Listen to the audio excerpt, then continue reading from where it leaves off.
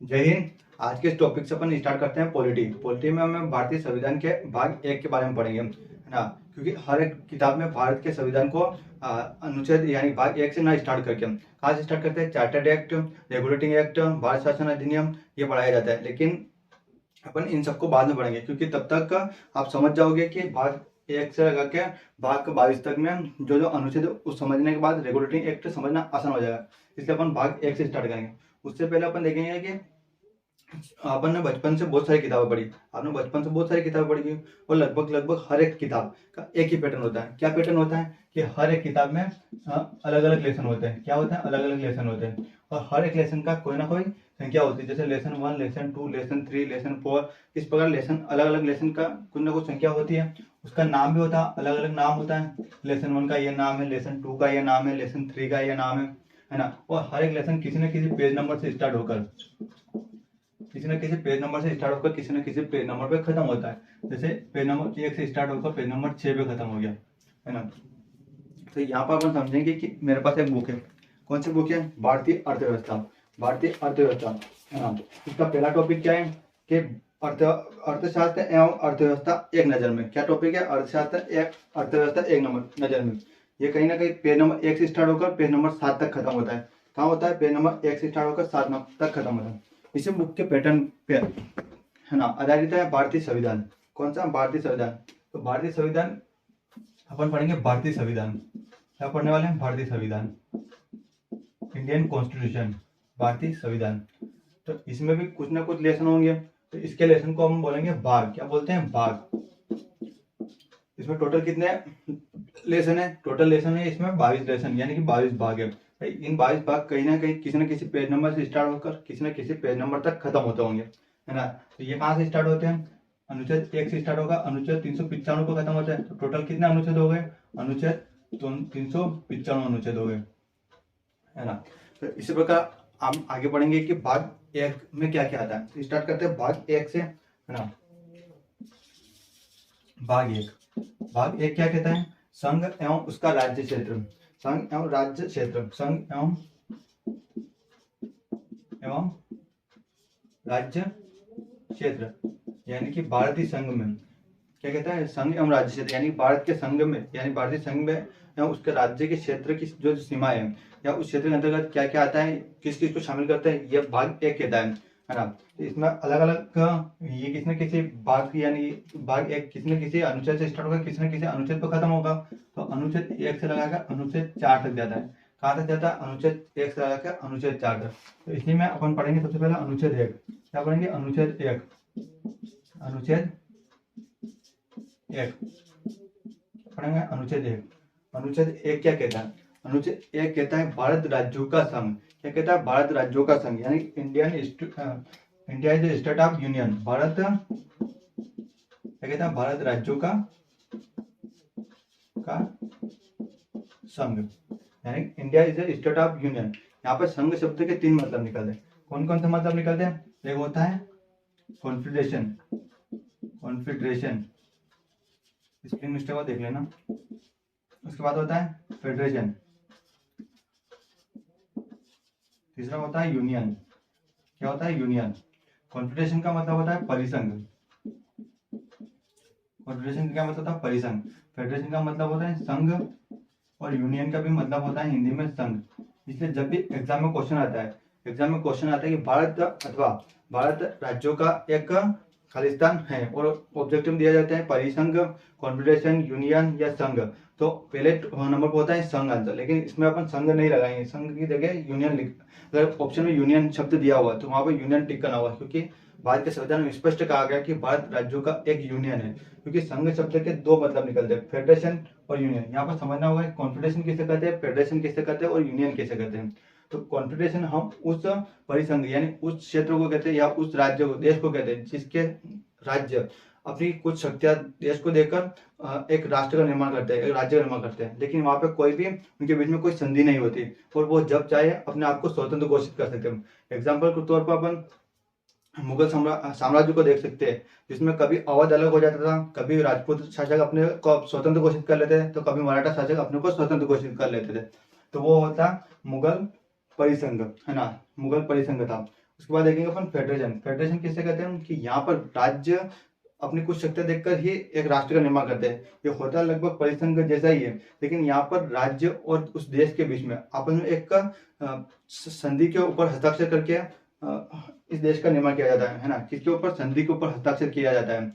और जब भी ये राज्य अपनी कुछ शक्तियां लेकर अलग होते हैं तो और उस संधि को तोड़ के ये अलग हो सकते हैं। लेकिन यूनियन में क्या होता है कि यूनियन में राज्य मिलकर एक देश का निर्माण तो करते हैं, लेकिन वो राज्य उस देश से कभी भी अलग नहीं हो सकते, यानी टूटकर कभी अलग नहीं हो सकते। क्योंकि भारत के दृष्टिकोण में देखेंगे तो भारत एक यूनियन है। यहाँ का कोई भी राज्य कभी टूटकर अलग नहीं हो सकता या टूटकर अलग देश नहीं बना सकता। आप जम्मू कश्मीर को देख लीजिए, उसने बहुत कोशिश करी देश से अलग होकर अलग राष्ट्र बनाने की, वहाँ का संविधान भी अलग बनाने की कोशिश करी, लेकिन ऐसा कुछ भी नहीं हुआ क्योंकि भारत एक यूनियन है। और जम्मू कश्मीर की तमाम कोशिशों के बावजूद जम्मू कश्मीर भारत में शामिल कर लिया गया है ना। तो यहाँ पर समझ लिया आप यूनियन, फेडरेशन, कॉन्फेडरेशन, है ना। यूनियन समझ लिया, कॉन्फेडरेशन समझ लिया। तो भारत क्या है, भारत राज्यों का एक संघ है, यानी कि भारत राज्यों का एक यूनियन है। यहाँ के राज्य भारत से अलग होकर एक देश, स्वतंत्र देश नहीं बना सकते हैं। उसके बाद देखेंगे अनुच्छेद 2। क्या देखेंगे, अनुच्छेद 2।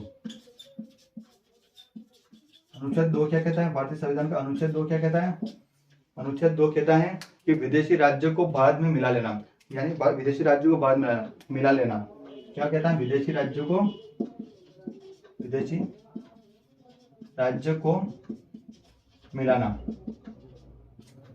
यहाँ पे भारतीय संसद यानी कि भारत की संसद जब चाहे किसी भी विदेशी राज्य जो भारतीय सीमा क्षेत्र में मिलना चाहता है या विदेशी भूभाग जो भारतीय सीमा क्षेत्र में मिलना चाहता है, संसद उसे बिना किसी संविधान संशोधन के, यानी संसद को बिना किसी संविधान संशोधन के उसे भारतीय क्षेत्र में शामिल कर सकते हैं। इसके लिए संसद को राष्ट्रपति की सिर्फ पूर्व अनुमति की आवश्यकता है। उस राष्ट्रपति को सिर्फ पूर्व सूचित करना होगा कि हम इस राष्ट्र को भारत के अंतर्गत शामिल कर रहे हैं, है ना। उसको राष्ट्रपति की किसी विशेष अनुमति की आवश्यकता नहीं है, ना ही संविधान के संशोधन करने की आवश्यकता होती है। इस प्रकार आप एग्जाम्पल के तौर पर देखेंगे तो सिक्किम को, किसको देखेंगे, सिक्किम को भारत में 35वें संविधान संशोधन के द्वारा, कब, 35वें संविधान संशोधन 1974 के 35वें संविधान संशोधन है ना 1974, कब, 1974 में भारत का एक स्वराज्य बनाया गया था। क्या बनाया गया था, भारत को एक स्वराज्य बनाया गया था। उससे पहले सिक्किम एक स्वतंत्र देश हुआ करता था, लेकिन 36वें संविधान संशोधन के तहत, किसे, 36वें संविधान संशोधन 1975 के तहत इसे बाद में पूर्ण रूप से शामिल कर लिया गया। कब पूर्ण रूप से शामिल कर लिया गया, स्वराज्य कब बनाया गया, स्वराज्य 35वें संविधान संशोधन 1974 के द्वारा स्वराज्य बनाया गया और 36वें संविधान संशोधन 1975 के द्वारा पूर्ण राज्य बनाया गया था, है ना। तो यहाँ पर संसद को यह अधिकार होता है ना, कि किसी भी विदेशी राज्य को भारत में मिला सकती है संसद, और उसके लिए उसे राष्ट्रपति की विशेष अनुमति की भी आवश्यकता नहीं होती। इसी टॉपिक में अपन आगे देखते हैं अनुच्छेद 3 क्या कहता है। अनुच्छेद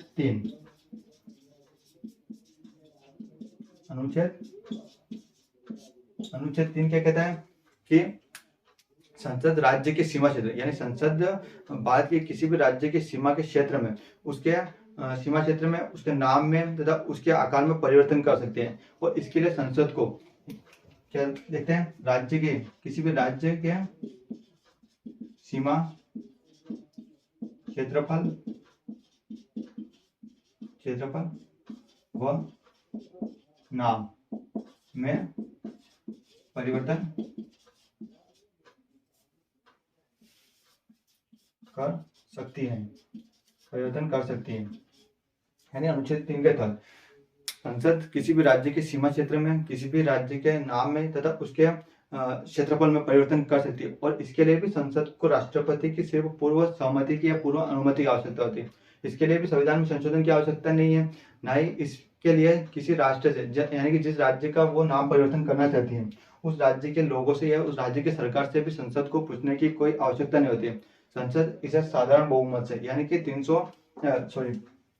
संसद इसे साधारण बहुमत से भी पारित कर सकती है, यानी 50% वोट के द्वारा भी पारित कर सकती है ना।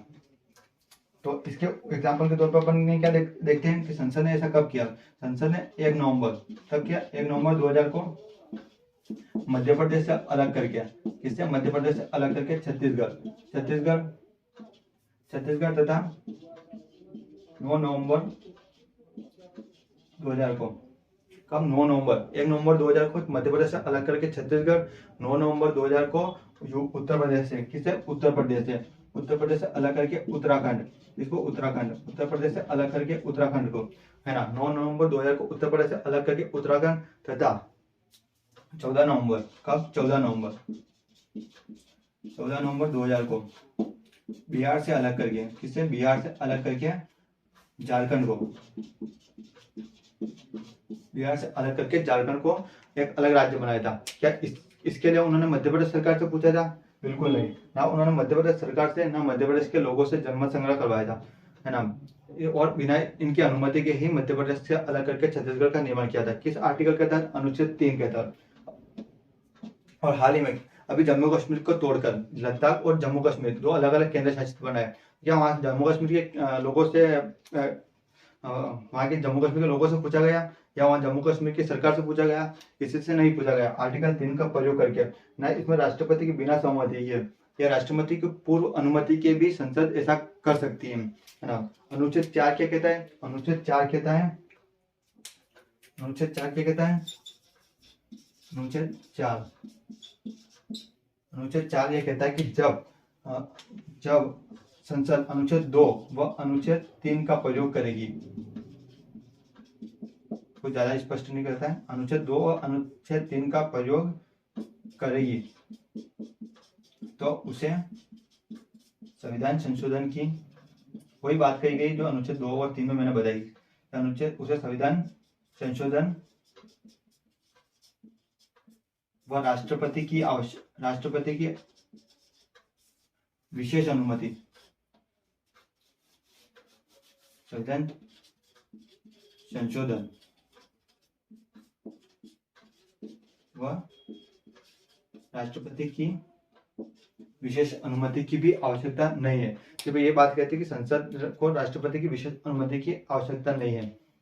हाँ, तो क्या देखा आपने कि भाग 1 में क्या कहा गया है? संघ या उसका राज्य क्षेत्र।